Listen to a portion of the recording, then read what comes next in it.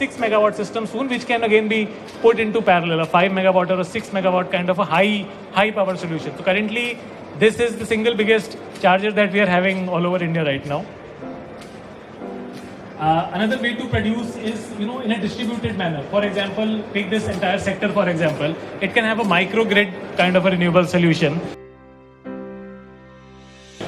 Both of these countries are not the friendliest of countries for us, and hydrogen on the other hand is an abundant resource in the form of water that we are currently having in the country.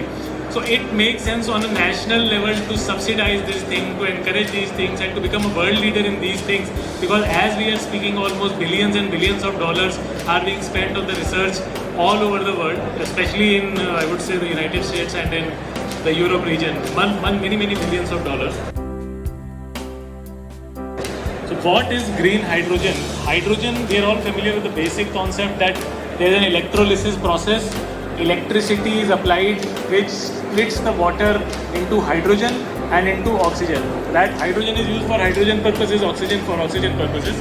Green hydrogen you get when you are using renewable energy to do this, to give this energy, to give the power that is given into the battery, that DC power that actually gives out the hydrogen.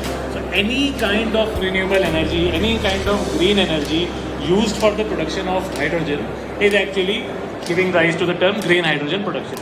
Right. So as you can see, there are renewable energy sources, and then there is a large distribution part also, which again needs to be green for the entire thing to be considered as green.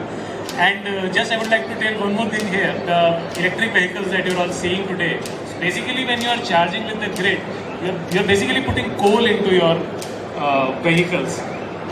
Because that coal is getting converted into energy, and the lithium is just a placeholder, it's just a storage for that coal which was generated 100 kilometers away from you. So basically we are all driving coals, it's not very green.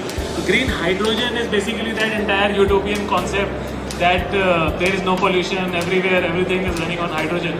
So on a conceptual level is very good, but we'll see what kind of issues there are on a large scale deployment as well.